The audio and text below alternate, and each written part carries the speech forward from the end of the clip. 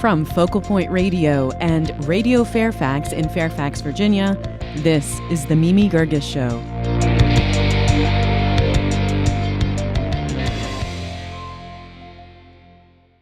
On April 19, 1989, a 28-year-old jogger was brutally beaten, raped, and left for dead in Central Park. 5 Black and Hispanic teenage boys were arrested and interrogated. They said they were innocent, but that's what all criminals say. Except something police and prosecutors overlooked called the facts. The confessions were coached, if not coerced. They weren't consistent, and the DNA evidence didn't match any of them. 13 years later, the real attacker confessed. He knew all the details of the crime and matched the DNA. Award-winning documentary filmmaker Ken Burns has made a film about the case called The Central Park Five. Ken Burns joins me by phone from his office in Walpole, New Hampshire. Ken, welcome. Thanks so much for having me. How did you come to think of this particular story as a subject for a documentary? Well, at first blush, it looks quite different from a lot of the other historical films that we've done, and certainly the film is sort of stylistically different. It's got very fast pace and contemporary music, and it is recent history. But in second look, you begin to see that sometimes the themes in America about freedom, about race, about justice have a way of manifesting in very unusual places. So themes that were engaged in our series on the Civil War and baseball and jazz and Jack Johnson and Thomas Jefferson are all here in full operations, running on all cylinders in the Central Park Five.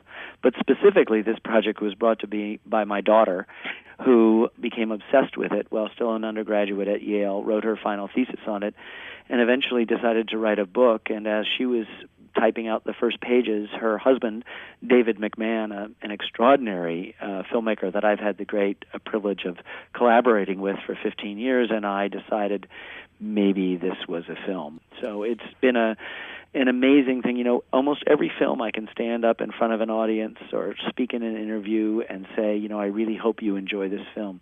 You won't enjoy this film. And Ken, I actually did not enjoy this film when you think about it. It was very disturbing. It's Sarah likes to say that she learned this story. She was way too young. She was 6 years old, 7 years old in 1989, and she missed it all, and she even missed the exoneration. She was at college. You know, these kids served out their full terms before this rapist came forward, so it was not like the vacation of the convictions did anything other than erase this from their records. They're still living under the pall of this, and she was outraged. And so we like to say, you know, we made a film and we hope you're outraged too. And sometimes we have to have entertainment that's not so much entertaining but outraging, and that we can, as a people, rise up and say, when we say liberty and justice for all, we must say liberty and justice for all. And part of the reasons the prosecutors and the police have gotten away for 24 years with this is because, you know, somewhere along the line, the calculus is it's just a bunch of Black and Hispanic kids. And that's not the way we should be operating. Well, Ken, set the stage for us. What was New York City like in 1989 when this crime happened? You know, New York City today is the safest metropolitan city, period, in the United States. You know, college towns of 100,000 have a greater crime rate per capita than New York City. But what we forget was that in the 1980s, it was falling apart. The city had nearly gone bankrupt in 1975, had gone into a form of receivership, but was rebounding in the financial sector, but that wasn't trickling down, as we learned about certain discredited economic theories. And so you had a vast chasm between the haves and the have-nots in New York City. There was also a crack epidemic. There was racial crimes going on. A Black man was essentially hounded to his death in Howard Beach in New York. You know, a woman who was mentally ill was killed by police who had come to evict her from her apartment, an elderly woman. All of them were Black. No one called that wilding, by the way, as the 5 in New York were called for a crime they didn't commit. But Ken, during this time, there were about 6 murders a day in New York City. Yes. Several thousand rapes per year. Why was this crime different? Well, let's start with the rape statistic. You're absolutely right. It was possibly unacceptable, but it was often within the same racial group. Black on black, black on brown, black on brown on brown, whatever it would be. Rarely was it black on white, and rarely was it in Central Park. Central Park's always had that mythological sense of danger, but it's actually always has been the safest place in New York because nobody lives there. People just jog through it or pass through it. So this was different because it just appealed to the worst-based instincts, not of a progressive city at the end of the 20th century, but to a city that could have been in the Deep South during the middle of Jim Crow. And all the language of the lurid tabloid press that attended for days and weeks and months and years after this crime reflected that same sense that these were not five human beings who, by the way, came from good families, were good kids, are good men, and were, sorry for the inconvenience, innocent.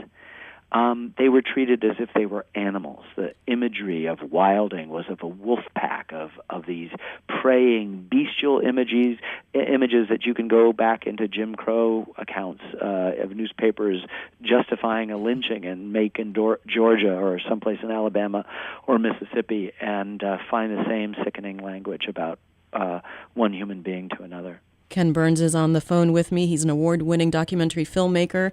We're discussing his film called The Central Park Five. It's directed by himself, Sarah Burns, and David McMahon.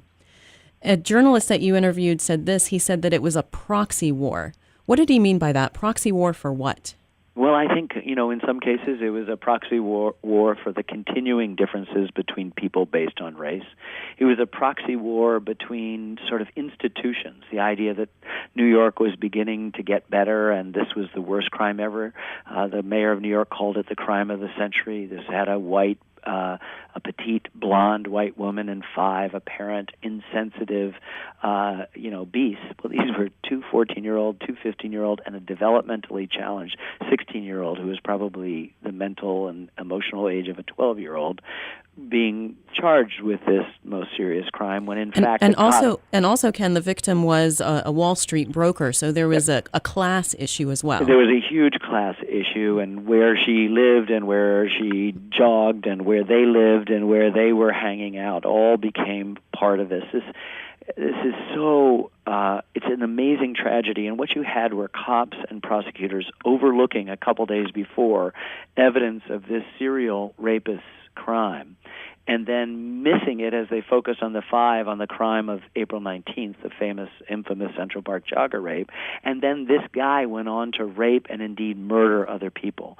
So what happens is you have a very elaborate reaction where I think somewhere along the line they must have realized we screwed up, that we didn't do it, but they plowed ahead with it because they'd already bragged that they'd solved the crime of the century, and what happened was all this other stuff was going on that had the same MO, that had the same guy behind it, and finally that summer he was caught not by the police, but by civilians, but many of the same detectives that had worked the case of the five and this serial rapist named Mateus Reyes. They were familiar with it, and any one of them could have walked his DNA over to this unknown DNA, and you and I wouldn't be talking. This tragedy, 24 years old, wouldn't have happened. So, Ken, let's go back to the night of April 19th. That night, at least 30 teenage boys entered the park. Some of them were looking for trouble. You know what? You never know whether they went in with the intention of looking for trouble, but they're as a group of young teenagers, inevitably some are going to get into trouble. But there were several people attacked. Yeah, well, there was this is what it was a vacation, so all these kids were off from school, both Easter and Passover vacation. It was a Wednesday night, but they weren't going to have school on Thursday, and I think they weren't going to have it on Friday, and then they'd have the weekend. So their parents were sort of shoving some of them into the parks. Others were, I think, juvenile delinquents, and they began, as they moved through the park, to sort of hassle joggers and bicyclists and to roll a drunk, and then they actually, in the course of it, severely beat a man. It's not our guys. They were watching this with a sort of horror, and the police broke it up, and they ran, and everybody sort of headed home, and they all got round up. Later, when the cops said, yikes, they must have done this horrible crime that wasn't discovered in a totally different section of the park until much later in the middle of the night. And she had nearly died. Homicide was originally assigned, and so it was this huge, gigantic crime, and you had these kids that you were holding, or you knew their names of other kids that you were going to let go for, unlawful assembly, meaning the mischief that they had basically created besides this one crime. The problem was that the 5 were not only innocent, but they were good kids from good families, and they didn't know how to lawyer up. The kids who actually did the other crimes did know how to lawyer up, but they inevitably ended up going to jail for those much lesser crimes for a much lesser period. The problem was these kids, desperate to cooperate, were kind of created by the cops, a circular firing squad. Look, I know, Mimi, you didn't do it, but if you say that Ken did it, and you say, who's Ken? Well, he's saying you did it. You're going, what? I've never met this person. He's saying I did it? Well, we don't think you did it, but we know he did it. So if you say you saw him there, we're going to let you go home. And they told this to all 5 of them. They were in there for upwards of 30 hours without food, without drink, often without their parents, and certainly none without lawyers. And by the end, their parents were saying, just tell them what they want to hear. Let's go home. They're saying you can go home.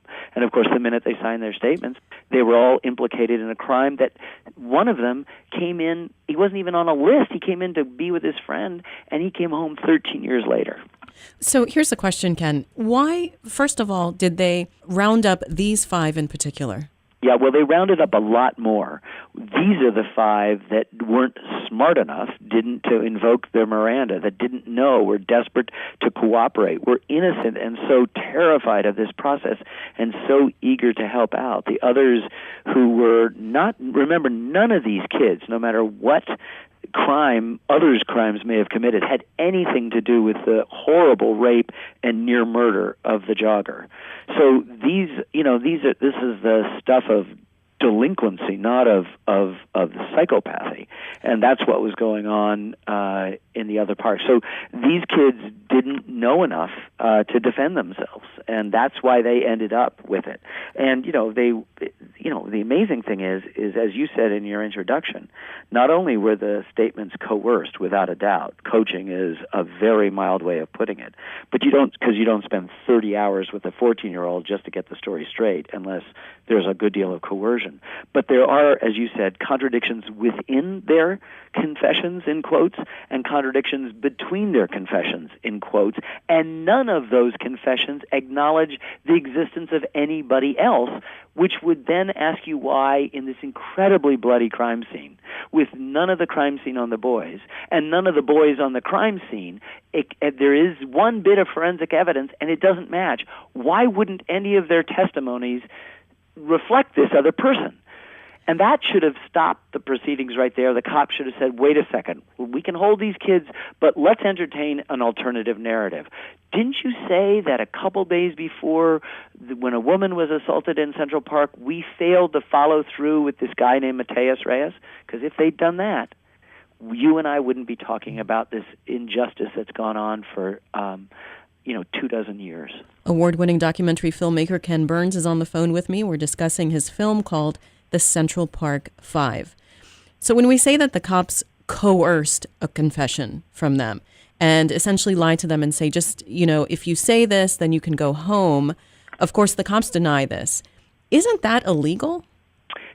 Yeah, it is, in fact. And, there's a huge movement afoot when you sort of back it up and say, okay, we can be outraged, but what do you do with your outrage? You don't go in for retribution, you go in for change. You want to educate kids and parents about Miranda. You want to educate them about the Constitution, that they don't have to be self-incriminating. You can educate, you can demand that the cops turn on the videotape machine at the moment of interrogation, not at the end of 30 hours when you've got these frightened, terrified kids ready to say anything. But Ken, when these kids are, Black, Hispanic children living in Harlem, they didn't know these basics of, when somebody says just confess to a crime and you can go home.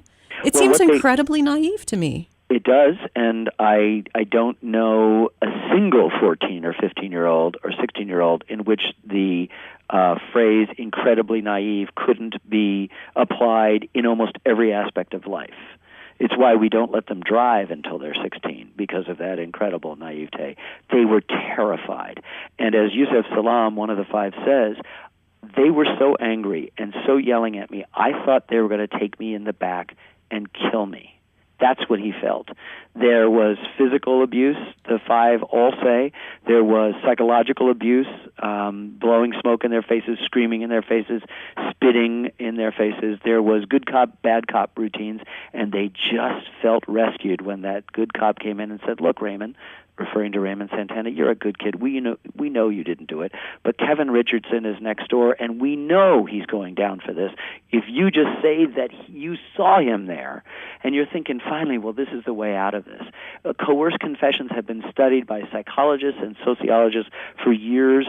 You'd be surprised how many adults confess to things they haven't done. It is incredibly naive. And did these five know each other? Were they together in the park? They were all it was like an ad hoc sort of amorphous group of kids that was moving through, and only Yusef Salaam and Korey Wise knew each other. And that's why when the cops came a day later to ask Yusef to come in and be interviewed, they looked at Korey and said, well, you want to come too? And he was just over the line of 16 years old. And it was Korey, not on anybody's list, who had been in the park but left really early, went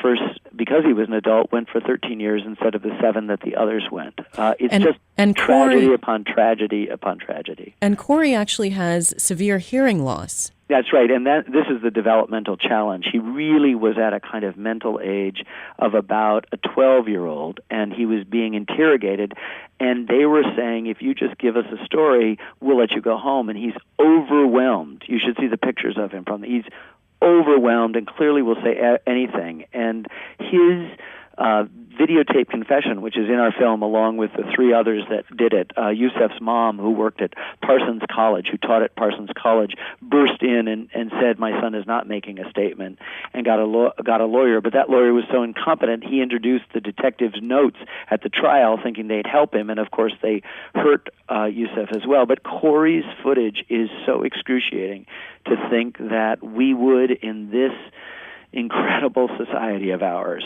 that is still, I think, as Lincoln called it, the last best hope of Earth, could treat a kid this way, is just beyond the pale. I wanted to ask you about their lawyers once this actually went to trial. Were they good lawyers? No, none of them, with the exception of one. Antron McCray's lawyer, a 15-year-old, was a court-appointed lawyer named Michael Joseph.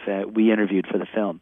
He's the only one who had the chops, but because of the incompetence of the other lawyers, because of the confessions, which in those days were trumping DNA, DNA was a little-known thing, the combination and the media outcry, there was a juror who held out for 10 days. Everyone thought this was a slam dunk, and he held out for 10 days. But you know what he wanted to do? He just wanted to go home. He just wanted to go home. And he then made up some excuse, as he put it, feeling terrible. And, he had everybody in the jury pool yelling at him. And that social pressure broke him down. As an adult? So, as an adult man who was himself saying, look at the inconsistencies. The detectives are clearly lying. They're saying that these kids weren't suspects, that we just asked them what happened, and it took them 30 hours to get out what happened. And there's no DNA, and there's contradictions within and between these confessions. And nobody, the 11 people, we were all so certain, and I have to say because I was editing my Civil War series in New York at that time and commuting every week back up to New Hampshire, and I believed it. I said, what's wrong with our cities? What's wrong with our families? Because on the front page of every newspaper was not only that they'd confessed, but they were remorseless.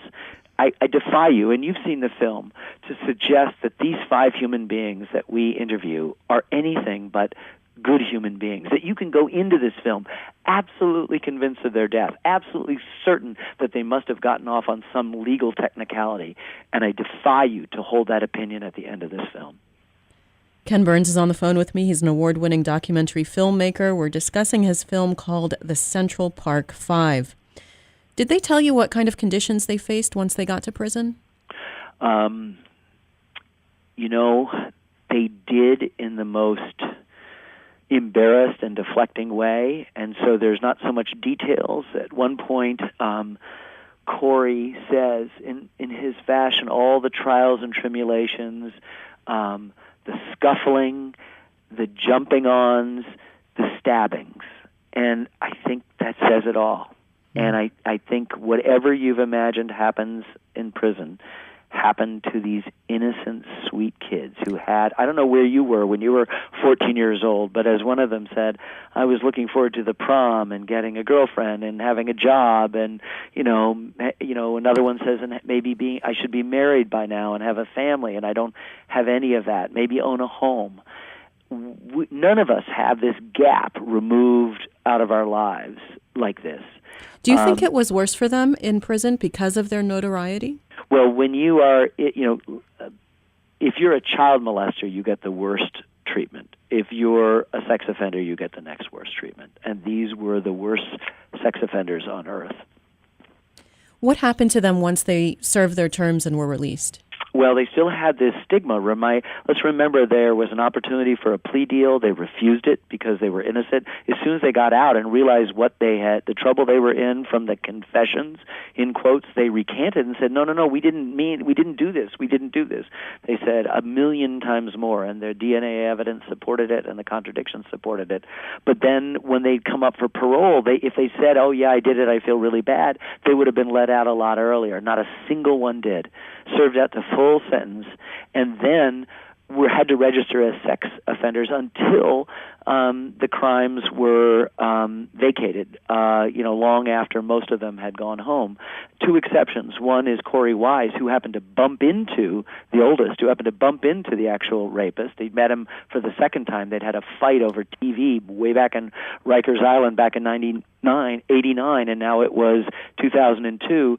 And it's from that second meeting that Mateus Reyes feels guilty and confesses, and his DNA matches, and he gives up secrets that no one else but the actual perpetrator could have known, things that the boys didn't know and couldn't answer because they weren't there.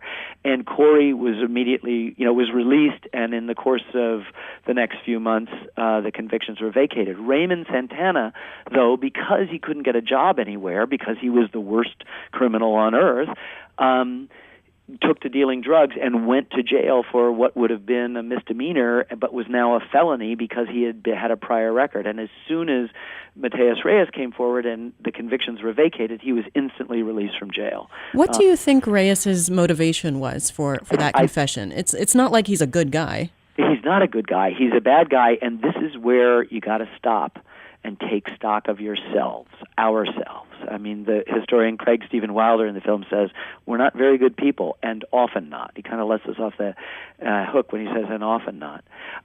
Here you have a situation in which the cops haven't apologized, the prosecutors haven't apologized, they still maintain their guilt. It's now 10 years of a civil suit, and it hasn't been settled. They've drawn it out. They've subpoenaed our outtakes and records in another attempt to draw it out. They've done everything they could to keep from admitting the truth. The media has not admitted their culpability in fanning the flames of pouring gasoline on this incredibly tragic story. The only person who's had a crisis of conscience is a sociopathic murderer who came forward and said, wait a second, I did this. These guys are serving time for something that I did. And you could question his motives, and they did. They went at him, and they attacked him, but there was his DNA, and there was his answer to why her shoe was missing, and there was his answer to why her keys were missing, and there was his answer to why her Walkman was missing, and there was this, and there was location, and there was time, and there was motive, and in fact the kids were watching the other assault take place at the time half a mile away in the park, which in Central Park is a huge distance separated by roads, that the rape of the Central Park jogger took place. When the conviction was overturned in 2002, how did the five react? They're in the film. It is so beautiful to watch. Just, what they say over and over again is the truth came out, and they break down, they cry, they were just so overjoyed. They had basically hunkered down into bare existences, which they've hardly been able to escape from since. They will always be the Central Park Five. The only good thing now is that, 24 years ago it meant the worst people on earth. Now it means a kind of band of brothers who are taking on injustice in America and are, I believe, going to ultimately triumph. What are they doing now? What are the five doing? They launched in 2003, a few months after their convictions were vacated. They launched a civil suit, understandably, against the city of New York. These things are usually settled in a year, a couple of years. They go to trial in a couple of years. They haven't even completed depositions, discovery it's called in the legal process. And it has been a case when they say you can't fight City Hall, it just means what a bureaucracy can do when they want to slow it down. And they're hoping to outlast the five, and they've met their match. These five have now been joined by hundreds of thousands of people who are outraged by this story and want to see justice. And they've sued the city, and I am completely disinterested in that settlement. Whether it's an apology, $1, or $250 million, you just know that at some point the mayor of New York ought to wake up and say, could you remind me again why we're defending people who screwed up 24 years ago? Why are we spending hundreds of thousands, if not millions of dollars defending an error when we can come clean? And at that point, then there'll be a period at the end of this long run-on sentence of injustice. And that can be not only what the five and their families want, they've been through hell, but the cops and the prosecutors too. It liberates them from the lies and the mistakes they've had to carry for so long. It liberates the rest of us who believed it, and it liberates our society when we can point to an injustice and say, yup, but we can make it whole. We can make it right. Do you think this is still happening today? I mean, this injustice happened over 20 years ago. It's happening all the time in America. How do you know? Well, it was so interesting. One of the newspapers that was most lurid in its coverage, the New York Post, and has been reactionary in its coverage since the convictions were vacated, nevertheless, a couple of weeks ago had a cover when a guy, an African-American, had spent 38 years in jail for a rape and murder he didn't confess. And he wasn't guilty of, and they let him go. And the guy had the same surprising lack of bitterness that Antron and Kevin and Yusef and Raymond and Korey have, and a kind of forbearance that we can only describe as admirable. Award-winning documentary filmmaker Ken Burns. The film is called The Central Park Five. It's directed by Ken Burns, Sarah Burns, and David McMahon. Ken, thanks so much for being on the program. It's been my pleasure. Thanks for having me.